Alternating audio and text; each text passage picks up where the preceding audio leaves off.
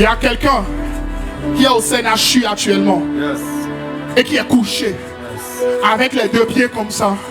Il y a quelqu'un qui est au CNHU actuellement à qui on a placé un respirateur. Il y a quelqu'un qui est au CNHU actuellement qui ne peut pas manger comme tu manges. Il y a quelqu'un qui est couché. On doit l'alimenter avec une seringue. On doit lui donner de la bouillie avec une seringue. Mais bien aimé, toi et moi, nous sommes debout. Nous sommes debout. Alors il n'y a pas de raison que nous n'acclamions pas. Il n'y a pas de raison que nous ne célébrons pas. Il n'y a pas de raison que nous ne poussons pas des cris de joie. Il n'y a pas de raison que nous ne célébrons pas. Il n'y a pas de raison de rester normal. Non, tout ce lieu doit trembler. On devait trembler. Trembler, trembler, trembler, trembler. Trembler, trembler, trembler. Ah, je refuse de me laisser intimider. Je refuse d'être bloqué. Je célébrerai l'Éternel en tout temps. Et sa louange sera toujours dans ma bouche. Mon âme bénit l'Éternel. Et n'oublie aucun de ses bienfaits. Oh mon âme, bénis son nom. Bénis son Saint-Nom. Je célèbre.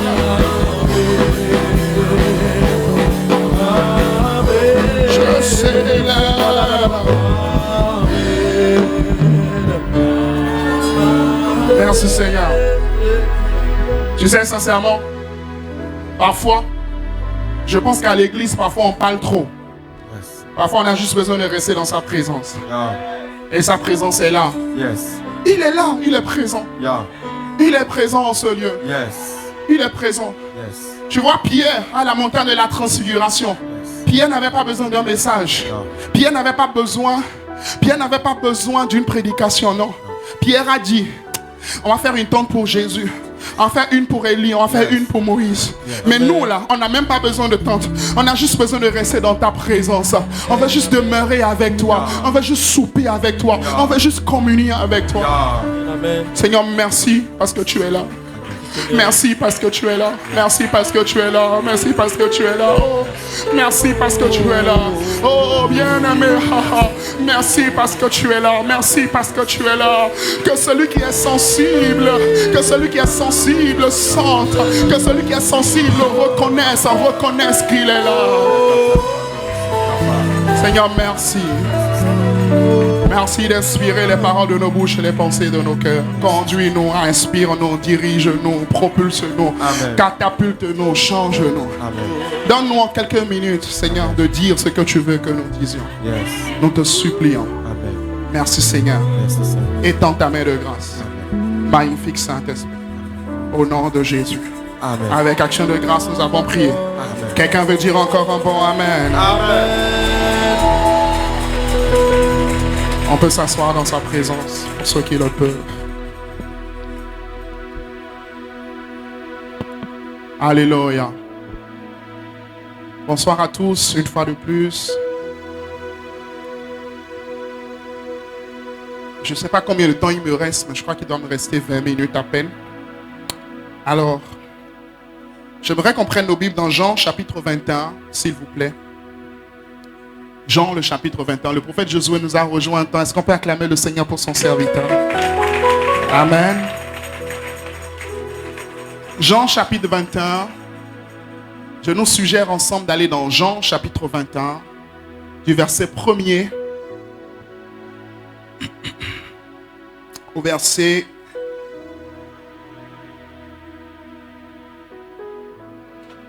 17. Je vais faire une lecture très rapide pour gagner du temps. La Bible dit, après cela, Jésus se montra encore aux disciples sur les bords de la mer de Tibériade. Et voici de quelle manière il se montra. Simon-Pierre, Thomas, appelé Didyme, Nathanaël de Canaan en Galilée, des fils de Zébédée et 2 autres disciples étaient ensemble. Simon-Pierre leur dit, je vais pêcher. Ils lui dirent, nous allons aussi avec toi. Ils sortirent et montèrent dans une barque. Et cette nuit-là, ils ne prirent rien. Verset 4. Le matin étant venu, Jésus se trouva sur le rivage. Mais les disciples ne savaient pas que c'était Jésus. Jésus leur dit, enfants, n'avez-vous rien à manger? Ils lui répondirent, non. Verset 6. Il leur dit, jetez le filet du côté droit de la barque et vous trouverez. Et ils le jetèrent donc et ils ne pouvaient plus le retirer à cause de la grande quantité de poissons. Alors, le disciple que Jésus aimait, dit à Pierre, c'est le Seigneur. Et Simon-Pierre, dès qu'il eut entendu que c'était le Seigneur, mit son vêtement et sa ceinture, car il était nu, et se jeta dans la mer. Les autres disciples vinrent avec la barque, tirant le filet plein de poissons, car il n'était éloigné que d'environ 200 coudées. Lorsqu'ils furent descendus à terre, ils virent là des charbons allumés et du poisson dessus et du pain. Jésus leur dit, apportez des poissons que vous venez de prendre. Simon-Pierre monta dans la barque et tira à terre le filet de 153 grands poissons. 153 grands poissons. Qu'en ce mois de mai, que Dieu te multiplie par 153. Amen. Oh oh, j'étais en train de dire une multiplication par 153. Amen. 153 grands poissons. Pas des petits poissons, des grands poissons. En mai, tu n'auras pas de petits poissons. Amen. J'ai pas entendu ton amen. Amen. En mai, tu n'auras pas de petits revenus, non. Amen. Mais tu en auras de grands et de très grands. Amen. Amen. Verset 12. Jésus leur dit, venez manger. Et aucun des disciples n'osait lui demander, qui es-tu? Sachant que c'était le Seigneur. Jésus s'approcha, prit le pain et leur donna, et il fit de même du poisson. C'était la 3e fois que Jésus se montrait à ses disciples depuis qu'il était ressuscité des morts. Après qu'ils eurent mangé, Jésus dit à Simon-Pierre, Simon, fils de Jonas, m'aimes-tu? Il répondit, oui, Seigneur, tu sais que je t'aime. Jésus lui dit, paye mes agneaux. Il lui dit une seconde fois, Simon, fils de Jonas, m'aimes-tu? Pierre répondit, oui, Seigneur, tu sais que je t'aime. Jésus lui dit, paie mes brebis. Il lui dit une 3e fois, Simon, fils de Jonas, m'aimes-tu? Pierre fut attristé de ce qu'il avait dit pour la 3e fois, m'aimes-tu? Et il lui répondit, Seigneur, tu sais toutes choses, tu sais que je t'aime. Jésus lui dit, paie mes brebis. Disons ensemble, amen à la parole du Seigneur. Amen. J'ai pas entendu ton amen. Amen. Dis encore un bon amen. Amen. Alors dans le cadre de ce thème puissant et fort de Jésus, la lumière qui éclaire nos destinées, j'aimerais te parler d'une personne aujourd'hui qui avait une destinée particulière. C'était une personne qu'on appelait Pierre. Tout le monde dit Pierre. Pierre. J'ai pas entendu, tout le monde dit Pierre. Pierre. Dis encore Pierre. Pierre. Dis encore Pierre. Pierre. Alors j'aimerais vous poser une question. Est-ce que vous avez vraiment besoin qu'on interprète? Enfin, vous avez besoin qu'on interprète, s'il vous plaît? Oui? Oui? Ok. Est-ce qu'on interprète peut monter, s'il vous plaît? Comme ça, on va être plus efficace. Merci. Oui, merci. Merci. Très rapidement, très rapidement. Faut courir, faut courir. Oh, pourquoi tu marches? Depuis quand tu marches? Shabababa. Alléluia. Amen. Alors tout le monde dit Pierre. Pierre. Tout le monde dit encore Pierre. Pierre. Alors j'aimerais remonter un peu à l'origine et nous remontrer encore la rencontre entre Jésus et Pierre. Nous sommes en train de parler de Jésus qui repositionne les destinées. Nous sommes en train de parler de Jésus, la lumière qui amène à l'accomplissement des destinées. Alors remontons un peu à l'origine dans la rencontre entre Jésus et Pierre. Ce n'est pas Pierre qui a rencontré directement Jésus, mais c'est plutôt André qui a introduit Pierre à Jésus. En d'autres termes, on peut le dire que c'est André qui a évangélisé Pierre. C'est André qui a présenté à Pierre qui est Jésus. Et c'est André qui a présenté à Jésus qui est Pierre.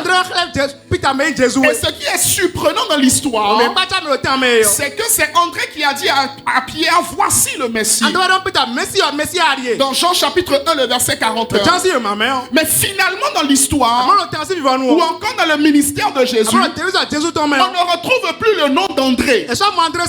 Mais les caméras du ciel sont maintenant positionnées sur Pierre. Donc André a présenté Pierre à Jésus. Et puis c'est automatiquement comme si André sortait de la scène. Et automatiquement maintenant les caméras étaient sur Pierre.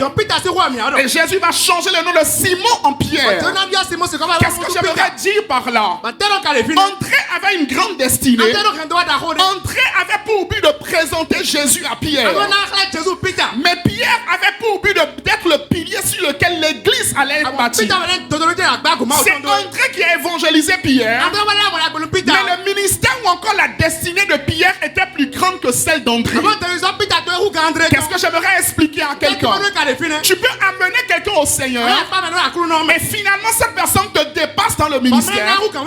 Cette personne a un nom qui est plus grand que toi. Cette personne est plus accomplie que toi. Cette personne est plus réalisée que toi. Ce n'est pas un problème. Le plus important, ce n'est pas la grande destinée que nous avons. Mais le plus important, c'est d'accomplir le but pour lequel nous avons été envoyés sur la terre. Amen. Si je suis André, je bénis Dieu de ce que je suis André. De ce que j'introduis des pierres sur qui Christ va bâtir son église. Même si après, on ne se souvient plus de moi André, ce n'est pas grave. Si on voit Pierre, même si je reste derrière, je regarde Pierre et je suis content d'avoir évangélisé Pierre. Je bénis Dieu pour Pierre et je bénis Dieu pour les André. Les André, c'est des gens qui connectent les gens. C'est des gens qui sont des ponts. Voici les amis, il n'y a personne qui habite sur un pont. Yes. Personne n'habite sur un pont. Il y a des destinées qui sont des ponts. Il y a des destinées qui sont juste des destinées qui vont connecter d'autres personnes à d'autres personnes. Écoute-moi, tu peux amener quelqu'un à l'église, tu peux amener quelqu'un au Seigneur, et puis finalement la personne, elle a un ministère qui est grand, elle a une destinée qui est grande, mais pendant ce temps, toi tu es encore dans l'église, toi tu es encore assis. Tu peux amener quelqu'un au Seigneur et finalement la personne, elle est consacrée pasteur. Parce que tu vois, finalement Pierre était l'apôtre qui était supérieur en fait à André. Pourtant c'est André qui a amené Pierre à Jésus. J'aimerais dire à quelqu'un, nous n'avons pas tous les mêmes destinées. Ma destinée n'est pas ta destinée. Bénis Dieu pour ta destinée. Bénis Dieu pour ma destinée. Et bénissons Dieu pour nos destinées. J'ai pas entendu ton amen. J'ai pas entendu ton amen. Maintenant voici. Qui est Pierre? Premièrement, Pierre, c'était l'homme des grandes questions. Pierre, c'était l'homme des grandes questions. Pierre, c'était la personne qui pouvait venir vers Jésus. Il dit Jésus, il y a certaines choses que je n'aime pas. On a tout laissé pour te suivre. Qu'est-ce qu'on va devenir? Qu'est-ce qu'on va devenir? Pendant que les autres étaient en train de réfléchir, Pierre ne s'est pas contenté de réfléchir. Pierre est venu poser la question à Jésus. Il dit Jésus, on a tout laissé pour te suivre. Mais qu'est-ce que tu veux faire de nous? C'est-à-dire Pierre, il n'est pas dans les choses bizarres. Pierre, c'était quelqu'un de concret. C'était quelqu'un de concret. Pierre, c'était l'homme des grandes destinées. Deuxièmement, Pierre, c'était l'homme de l'audace ou encore de la foi. Pierre était un homme d'audace, était un homme de foi. Écoutez-moi, souvent dans l'église, on dit Pierre a marché sur l'eau et Pierre a coulé dans l'eau. Et on s'arrête là. Vous savez, dans la Bible, il y a deux personnes qui ont marché sur l'eau. Il y a Jésus et il y a Pierre. Moïse n'a pas marché sur l'eau. Moïse a traversé l'eau. Il y a Jésus et il y a Pierre. Et quand nous lisons l'histoire de Pierre, écoutez-moi très bien. On dit Pierre marchait sur l'eau. Jésus lui a dit viens. Et à un moment donné, Pierre a eu peur et Pierre a coulé. Et tout le monde s'arrête là. On dit Pierre, pourquoi tu as coulé? Pourquoi tu as eu peur? Et on prêche, on dit il ne faut pas faire comme Pierre. Il ne faut pas avoir peur. Sinon tu vas couler. Mais en vérité, je vous le dis, l'histoire ne s'arrête pas là. La Bible dit Pierre marchait sur l'eau et il avançait vers Jésus. Et Jésus était aussi sur l'eau. Et pendant que Pierre coulait, Jésus a pris sa main et il a ressorti sortis de l'eau, pause, les deux étaient sur l'eau. Et la Bible dit, les deux sont repartis sur la barque. Cela veut dire, j'ai une question pour toi. Comment quelqu'un qui est sur l'eau a pu repartir encore dans la barque? Cela veut dire que le billet qui a coulé. J'étais en train de dire que le billet qui a coulé, le billet qui a coulé, le billet qui ne pouvait pas marcher sur l'eau, c'est le même Pierre qui a encore marché sur l'eau. Est-ce que vous êtes avec moi? Est-ce que vous êtes avec moi? Si vous limitez Pierre à l'instant où il a coulé, vous n'avez pas toute l'histoire. Si vous limitez Pierre à l'instant où il est tombé dans l'eau, vous n'avez pas toute l'histoire. L'histoire ne s'arrête pas là. Le Pierre qui a coulé, le Pierre a encore marché sur l'eau. J'aimerais annoncer à quelqu'un, ta destinée ne s'arrête pas à tes erreurs. J'étais en train de dire que ta destinée ne s'arrête pas à tes erreurs. Ta destinée ne s'arrête pas à tes fautes. Écoute-moi très bien. Ta destinée ne s'arrête pas à un avortement. Je dis ta destinée ne s'arrête pas à un mariage qui a échoué. Ta destinée ne s'arrête pas à un commerce qui n'a pas marché. Ta destinée ne s'arrête pas aux hommes qui t'ont abandonné. Quel que soit ce qui s'est passé hier, le plus important, c'est ce qui se passe aujourd'hui. Je dis c'est ce qui se passe aujourd'hui.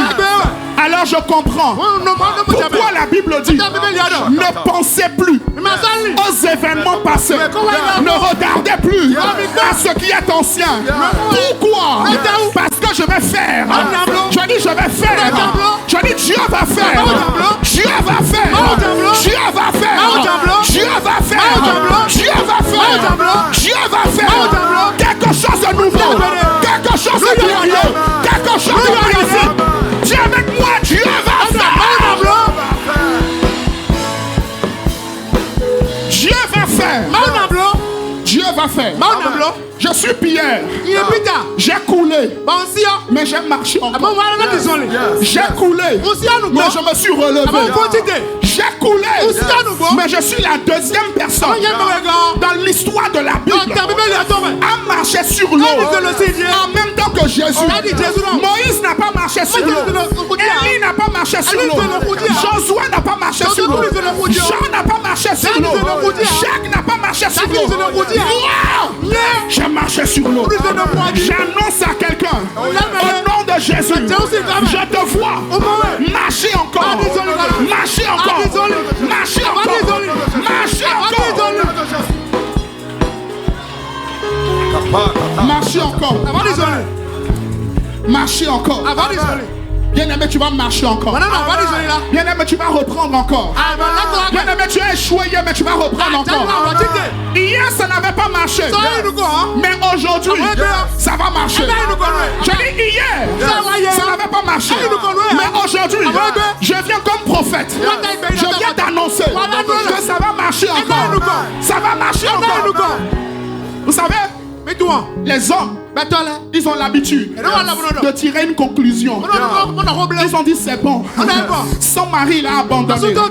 C'est bon. Sa femme l'a abandonné. C'est bon. Il a été renvoyé du boulot.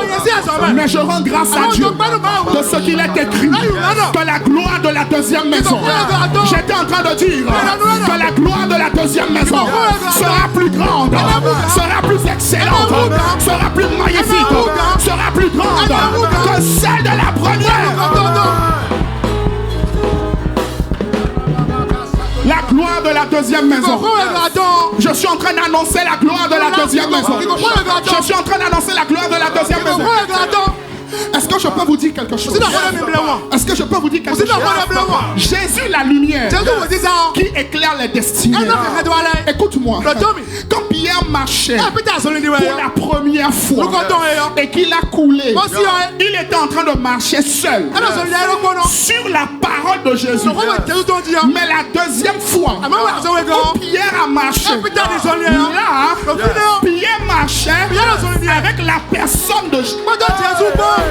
Avec la personne de Jésus. C'est-à-dire que Jésus a gardé sa main et il a dit à Pierre, Pierre, tu étais tombé hier, mais c'est pas grave. Ne regarde pas ce qu'ils disent. Ne regarde pas les critiques des autres. Viens avec moi. On va marcher encore. On va marcher encore. On va marcher encore. J'annonce. J'ai dit j'annonce. Tu marcheras encore. Tu marcheras encore. Tu marcheras encore. Tu te marieras encore. Tu te réaliseras encore. Tu accompliras encore ta destinée. Tu réaliseras encore de grandes choses. Aide-moi à dire à 3 personnes, ça n'est pas fini.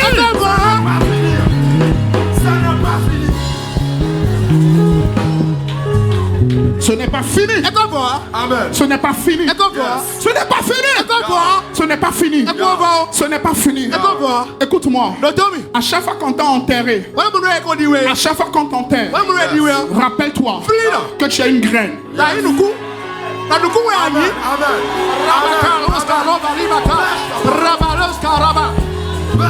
À chaque fois qu'on t'enterre, à chaque fois qu'on t'enterre, rappelle-toi que tu as une graine. Et la Bible dit, si le grain de blé ne tombe en terre, si le grain de blé ne tombe en terre, ne tombe en terre et ne meurt, il reste seul. Mais s'il tombe en terre, c'est alors qu'il produit,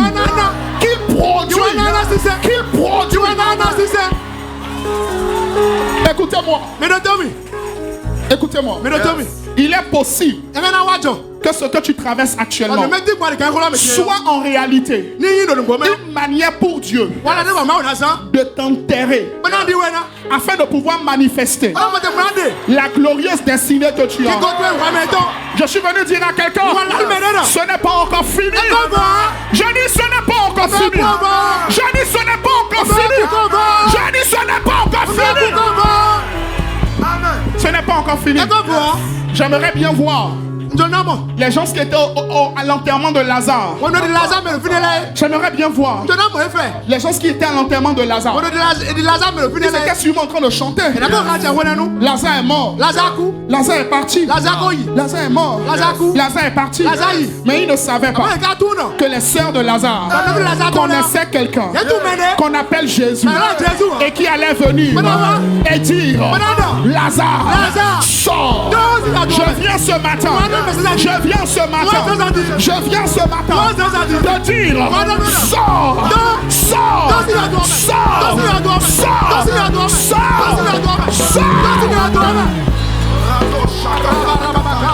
sors, sors. Je peux dire quelque chose à quelqu'un? Est-ce que je peux dire quelque chose à quelqu'un? Écoute-moi. Toi-même, ne déclare pas la fin alors que Dieu n'a pas encore dit que c'est fini. Amen. J'étais en train de dire à quelqu'un, je crois que la personne est au dehors. J'étais en train de dire à quelqu'un, toi-même ne déclare pas la fin alors que Dieu n'a pas encore dit que c'est fini. Est-ce que tu as déjà regardé un film à côté de quelqu'un qui a déjà regardé le film? Prêche, papa. Quand tu regardes un film à côté de quelqu'un qui a déjà regardé le film, à un moment donné, tu dis, l'acteur va mourir. Il va mourir. Il va mourir. Et puis la personne qui a déjà regardé, il te dit, calme-toi. Il ne mourra pas. Calme-toi. Il ne mourra pas. Écoute. Et j'aime ce que la Bible dit. David dit, pendant que j'étais dans le ventre de ma mère, le nombre de mes jours était déjà tracé devant moi. Était déjà tracé devant toi. C'est-à-dire que nous sommes dans un film dont le début et la fin sont déjà connus. Toi, tu connais le début, mais tu ne connais pas encore la fin. Alors je comprends pourquoi la Bible dit que la fin d'une chose vaut mieux que son commencement. La fin d'une chose vaut mieux que son commencement. Vaut mieux que son commencement. Mon temps est arrivé. Je dois m'arrêter. La fin d'une d'une chose vaut mieux que son commencement. En fait, c'est juste l'introduction du message. C'est juste la première partie de la première partie. La fin d'une chose vaut mieux que son commencement. Laisse-moi te résumer. Tu vois Pierre, quand Jésus a été crucifié et que Jésus est mort, en fait Pierre, il était reparti à la pêche. C'est ce qu'on a lu dans Jean 21. Pierre était reparti pour pêcher. Comme plusieurs personnes. Alors que Jésus dit, tu as une grande destinée. Tu es reparti pour faire des choses que Dieu ne t'a pas appelé à faire. Écoutez les amis, dans Jean 21, quand on parle du miracle de la pêche miraculeuse, attention, c'était un miracle pour racheter un rétrograde. Can I say it? C'était un miracle pour racheter un rétrograde. C'est pour cela, parfois, quand tu viens devant Dieu et que tu pries un peu, malgré que tu es parti longtemps et tu es revenu, Dieu fait le miracle. En fait, Dieu est en train de racheter un rétrograde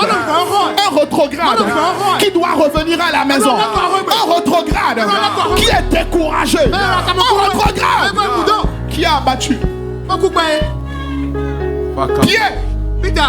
Pierre, ta destinée, c'est pas la pêche. Amen. Amen. En fait, je suis juste comme Jean-Baptiste. Je suis en train de faire le chemin. Les bishops vont venir après. Mais laisse-moi finir. Pierre, ta destinée, c'est pas la pêche. Je parle à un Pierre. Et le Pierre à qui je parle, il se connaît. Il a son client. Ici. Pierre, ta destinée, c'est pas la pêche. Ne repars pas à la pêche. Ne repars pas à la pêche. Voilà pourquoi. Quand Jésus est venu, Jésus leur a demandé, les gars, vous n'avez rien trouvé à manger. En fait, je vais t'expliquer la raison pour laquelle tu es en galère actuellement. Doucement, attends-moi. Je vais t'expliquer la raison pour laquelle tu es en galère actuellement. C'est parce que tu as quitté la véritable route de ta destinée. Amen. Écoutez bien. Quand Jésus est venu, Jésus n'a pas dit, vous n'avez rien trouvé à pécher. Oh yes. Il dit, vous n'avez rien trouvé à manger. La preuve. Quand Jésus les attendait au bord du chemin, à l'autre bord, la Bible dit, quand ils sont venus, ils ont trouvé déjà le feu qui était là et le poisson qui était dessus. Comment Jésus a pêché le poisson? D'où est-ce que le poisson vient? Jésus était en train de leur expliquer. Le problème, c'est pas le poisson. Le problème, c'est d'accomplir le but pour lequel je vous ai appelé. Prêche, papa. Je veux dire quelque chose à quelqu'un. Je veux te dire quelque chose. Écoute-moi bien. Si seulement tu prends la décision d'accomplir la destinée que Dieu a prévue pour toi, et que tu arrêtes d'écouter les hommes, et que tu arrêtes d'être découragé, mon ami, tu ne manqueras de rien. Amen. J'étais en train de dire que la provision se trouve dans la destinée. Bien aimé, c'est la fête du travail. Yes. Mais Dieu, Oh yes, prêche, papa. je peux vous dire quelque chose. Je peux vous dire quelque chose. Yes, papa. Adam et Ève, dans le jardin, ne travaillaient pas pour manger. Oh yes. Oh yes. Oh yes. Oh Ils ne yes. travaillaient pas pour manger. Non. Avant même que Dieu leur dise de cultiver le jardin, il leur a dit, tout ce que vous avez là, c'est pour vous. C'est quoi mon point? Quand tu es dans ton jardin, J'étais en train de dire que tu es dans ta destinée. J'étais en train de dire que tu es au cœur de ce que Dieu veut pour toi. Tu n'as pas à te préoccuper de ce que tu vas manger. Tu n'as pas à te préoccuper de ce que tu vas boire. Je peux te donner un exemple tout simple. C'est mon frère, le prophète. Bien aimé, on n'est pas seulement amis et frères. On a étudié dans la même université. Si, si. Et on se voyait dans le même uniforme. Il était mon aîné. Il était devant moi. Maintenant, dis-moi, prophète, est-ce que c'est ce que tu as étudié à l'université? Oh yes. Qui fait ça? Oh yes. Prêche, papa. Non, vous êtes avec moi? Ou bien vous êtes rentrés à la maison? Bon, ceux qui sont ici, vous n'êtes pas là. Je dis dehors. Est-ce que vous êtes avec moi? Est-ce que vous êtes avec moi? Est-ce que vous êtes avec moi? Oh yes. Oh yes. Écoute-moi. Écoute-moi. Je bénis Dieu pour le travail. Mais j'ai compris que ce n'est pas le travail qui prend soin de l'homme. C'est Dieu qui prend soin de l'homme. Amen. Amen. Amen. Papa. Amen. Mais à une condition. Yes. Que nous soyons en train de faire ce qu'il nous a appelés à faire. Amen. Amen. Amen. Ce qu'il nous a appelés à faire. Il y a quelqu'un ici qui a été déconnecté de sa destinée à cause des difficultés, à cause des deuils. On t'a critiqué un peu seulement. Bébé spirituel. Relève-toi. Tu es un soldat. Reprends la route. J'étais en train de dire reprends la route. Reprends la route. Reprends la route. Reconnecte-toi à Jésus. Reconnecte-toi à Jésus. Bien aimé, quand Jésus a rencontré Pierre, Pierre était en train de pécher. Il avait l'entreprise Fish & Co. Il avait l'entreprise Fish Sale. Oh yes. Quand Jésus est mort, Pierre est reparti ouvrir l'entreprise Fish & Co. Et Jésus est revenu le dire. C'est pas une histoire de Fish & Co. Oh yes. C'est une histoire de Oh yes. paie mes brebis. C'est une histoire de accomplis ta destinée. C'est une histoire de fais ce pourquoi tu es sur la terre.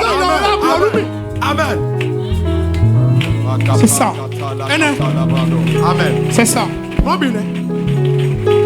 Bien aimé, je suis venu encourager quelqu'un ce matin. Je suis juste comme Jean-Baptiste. Je vais préparer le chemin et les bishops vont venir. Moi, je suis juste Jean-Baptiste. Dis Amen. Amen. Mais c'est quoi mon point? C'est quoi mon point? Premièrement, si tu es déjà tombé hier, tu peux te relever encore. Amen. Écoutez-moi très bien. Je vais parler à un jeune qui a la paix. Là, je sens l'esprit prophétique. C'est normal, je suis dans la maison d'un prophète. Je veux parler à un jeune qui sait qu'il a l'appel, qui sait qu'il a un ministère et qui est tombé dans l'impudicité. Tu es tombé dans des choses, dans le mensonge. Tu es tombé dans plein de choses. Le Seigneur m'envoie te dire, c'est pour toi que je suis là. Le Seigneur m'envoie te dire, ce n'est pas encore fini. Amen. Amen. Amen. Amen. Amen. Amen. Ce n'est pas encore fini. Ce n'est pas encore fini. Même si ton péché était public,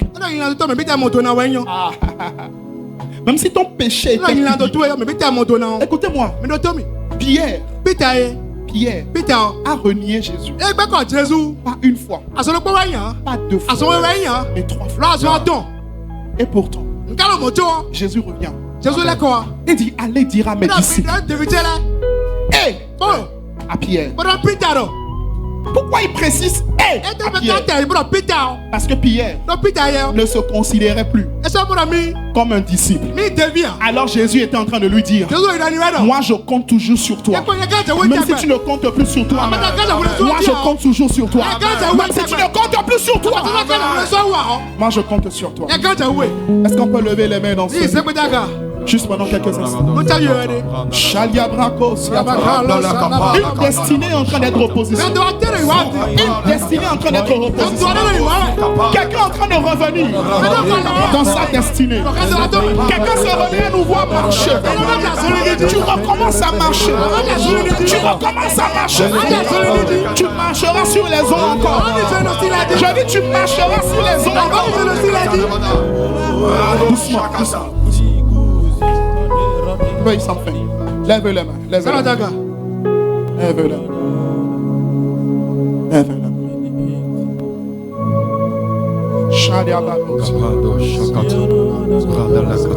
Juste pour quelques instants. Le Seigneur est en train de reconnecter le cœur de quelqu'un. Un cœur qui a été refroidi par les critiques des hommes, par les échecs, par les difficultés, par les choses que tu as vécues, par les déceptions que tu as vécues, parce que tu avais essayé hier et qui n'avait pas marché. Aujourd'hui, le Seigneur est là. Le Seigneur est là. Tu sais, quand Jésus est venu voir Pierre, en fait, il y a tellement de richesse dans le passage. Quand Jésus est venu voir Pierre et les disciples, Jésus a dit les enfants. Il n'a pas dit les disciples. Les enfants. C'est-à-dire, je viens dans la dimension de Père. Oh, yeah. Et aujourd'hui, le Seigneur vient dans la dimension de Père pour restaurer ton cœur. Est-ce que tu peux poser une main sur ton cœur et lever l'autre main? Le Seigneur vient dans la dimension de Père pour te ramener dans ta destinée. Dans la dimension de Père, il te reconnecte.